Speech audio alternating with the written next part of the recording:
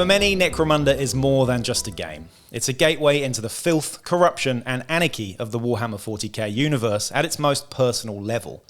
But while the modern iteration has grown into something massive, sprawling, and ever expanding, the original 1995 version had a grim, intimate charm that some would argue has yet to be beaten. So, how do these two versions compare? Today we'll dissect the setting, mechanics, miniatures, terrain, overall reception, and the ever-growing and passionate community to see just how much Necromunda has evolved, and whether it's for the better or for the worse. To understand where Necromunda came from, we need to look at the state of Warhammer 40k in the early 90s. At the time, 40k 2nd edition was a dense, detail-heavy system full of granular rules and an awful lot of goblin green bases. The Necromunda team, led by a trio of handsome young men by the names of Rick Priestley, Andy Chambers, and of course Jervis Johnson, wanted to create a game that focused on smaller scale, narrative-driven skirmishes instead of mass army battles. The result? A game that took the DNA of 40k, the stat lines, the D6-based combat, the gothic industrial setting, and still the goblin green bases. Honestly, what was up with the goblin green bases in the Underhive? They infused it with a campaign system that made you actually care about your fighters. Weapons and war gear were upgraded, injuries stacked up, and your Juves either grew into hardened killers or died faceless deaths in the detritus. The 2017 reboot, developed by Games Workshop's specialist games team, not quite as handsome as the original trio of course, initially seemed like a more confined experience, literally, as the first box set was designed for board-based combat in a somewhat two-dimensional format. But over time, it grew into an expansive 3D modular terrain system, incorporating everything from ash waste vehicles to an absolute plethora of gangs, factions, and allies. While it still has its roots in the original version, it has taken Necromunda to a completely different level of complexity. The 1995 release of Necromunda was an instant hit within the Warhammer community. While not quite as commercially successful as Warhammer 40k or Warhammer Fantasy Battle, it became a cult favourite, praised for its deep campaign system and the narrative progression of its gangs. However, not everything was perfect. Some players felt that balance was an issue. Heavies with plasma cannons and such could dominate. Juves took forever to actually become useful. And the I go, you go turn structure meant that players could take a beating without being able to react. When Necromunda was re-released more than 2 decades later in 2017, the reception was mixed at first. Some long-time fans disliked the changes to the format, the activation mechanics and the modular rulebooks, while others praised the depth and customization the new system allowed. Over time though, the newer edition arguably won over the community with its vast range of options, stunning miniatures and constant updates. The biggest criticism? The rulebooks are a mess. Unlike the clean and concise 1995 rulebook, sourcebook, and then later expansion Outlanders, the modern edition requires navigating multiple heavy hardback tomes to get a full grasp of the game, which is mainly where I come in and break it all up into bite-sized morsels of easily digestible corpse starch for you. The 1995 edition of Necromunda was an extension of 40k 2nd edition mechanics, I go, you go turns, hit modifiers, sustained fire dice, and close combat based on a dice roll-off system, and of course, Overwatch. Yes, we all remember Overwatch. It was simple to pick up, but still had tactical depth, especially in campaign play. The modern game shook things up with alternate activations, making reactions and tactical positioning far more important. It also introduced group activations for leaders and champions, allowing for some strategic planning and a little bit of cheesiness at times. Weapon traits are another massive shift. Where the old game had fairly standard 40k stats and templates for weapons, the new edition leans into traits, things like knockback, blaze, shock and rending that add more layers of strategy and complexity to an already complex system. One of the biggest changes is the addition of hangers-on, guilds, alliances and multiple extensive campaign structures that go well beyond Outlanders. There's more bookkeeping, but there's also more ways to expand the narrative and tell your own story. 1995's Necromunda featured somewhat derpy plastic Goliaths and Orlocks in its core box, but then the metal miniatures were released for each gang with a very distinct 90s aesthetic. American wrestling, crossed with Mad Max, big spiky shoulder pads, chunky weapons and exaggerated hairstyles. The models were mostly monopose with some minor variation in head sculpture and weapon swaps.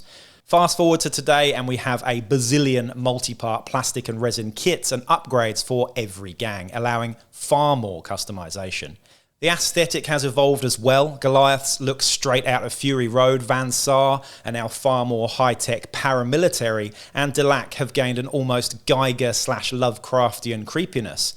Then there's Forge World, some of the most beautiful sculpts in the entire Warhammer catalogue, adding resin champions, pets, hired guns and brutes, though at a price that makes you want to think about remortgaging your house. One of the most iconic aspects of the original Necromunda in '95 was its terrain, multi-level cardboard and plastic bulkhead structures that created a unique 3D battlefield. It was modular, surprisingly durable, and gave a real sense of scale and depth to the Underhive. The modern game started with Zone Mortalis, tight corridors and enclosed spaces reminiscent of Space Hulk, but quickly expanded back into full 3D battles with Sector Mechanicus terrain. The new kits are highly detailed, customizable and modular, though they lack the instant playability of the old cardboard sets, and storage can be an issue. Half of my kitchen cupboards are full of Necromunda terrain, much to my missus' disappointment. The biggest leap, however, is Ash Wastes, the official introduction of outdoor environments and, of course, vehicular combat. I know you love it when I say vehicular combat. Takes Necromunda beyond the Hive, giving players a chance to battle in toxic deserts, rocky canyons, and nomadic outposts. While some love this expansion of the setting and the addition of vehicles, others feel it dilutes the claustrophobic charm that made Necromunda special in the first place, and I have to agree. The 1995 game focused almost exclusively on Hive Primus, with Outlanders expanding further into the Underhive and the Sump. The world was hinted at through lore snippets, but much of it was left to the imagination. The modern game has blown the setting wide open and scattered it all across Necromunda. We now have detailed house politics, crime syndicates, guilds, noble houses, and even strange Xenos artifacts smuggled into the Hive through cold trade. We've seen the introduction of Ash Waste nomads and squat prospectors too. We've journeyed into the Malstrain tainted depths of Hive Secundus and been introduced to all sorts of weird and wonderful dramatis personae that expand the game's scope well beyond the confines of Hive Primus. We've even had a trio of hardback narrative campaign books in the shape of the Aranthian Succession, which moves the timeline forward on Necromunda and adds a massive heap of new lore to the mix. Whether this is a good thing or not depends on perspective. Some prefer the intimate gang warfare of the old game, while others love the sheer depth and possibility of the new version. One of the most underrated aspects of Necromunda, both past and present, is the role of the arbitrator. The game has always thrived on storytelling, and a good arbitrator can turn a standard campaign into something unforgettable. But how much has this role changed between the two editions? In the 1995 edition, the arbitrator was more of an optional role. Campaigns could run themselves with a fairly light touch. Players would track their gang's progress, roll for injuries, buy new gear, and settle grudges accordingly. The rulebook offered loose guidelines, but it was really up to the players to create their own narratives.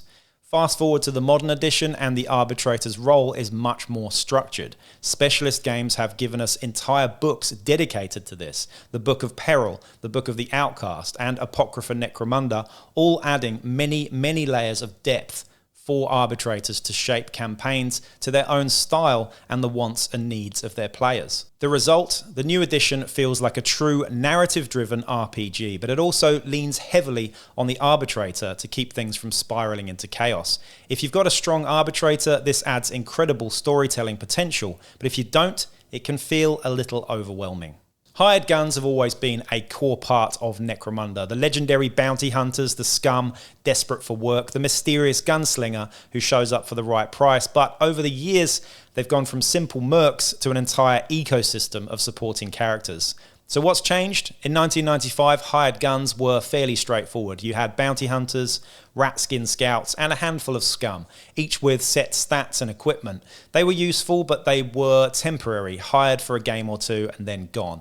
The modern game has taken the concept and absolutely run with it. Now, we not only have hired guns, but also brutes like Ogryns and Ambots, exotic pets like cyber mastiffs and grapple hawks, and even weirds and gilders. These characters can be long-term allies, shaping your gang's development in entirely new ways. But is it too much? Some argue that the old game's purity, gang versus gang, has been lost among the sheer number of external forces. Others love the customization and cinematic possibilities that all these characters bring. For me, It depends on the campaign. If you're running a straight up Underhive turf war, maybe you don't need all the flotsam and jetsam, but if you want a full-blown grimdark story where your gang is tangled up with powerful factions and intrigues, then modern Necromunda delivers like never before. Now let's talk about one of the biggest shifts in Necromunda, campaign evolution. Because while both editions let you build up your gang over time, the way that campaigns actually play out has changed dramatically. Back in 1995, campaigns were mostly player-driven. You played your games, gained experience, expanded your gang, and fought over territories. The randomness of the injury table and post-game rolls and trade gave each campaign a unique feel, but it was ultimately pretty simple. You fought, you upgraded, you fought again. Now, modern Necromunda is a completely different beast. Campaigns aren't just a series of battles, they're full-blown narrative arcs with major game-altering events, depending on what campaign type you play. Dominion, Law and Misrule, Ash Wastes, you'll see shifting alliances, hive-wide disasters, law enforcement crackdowns, and chaos cult uprisings that can completely reshape the way your gang operates and make for a much richer narrative experience.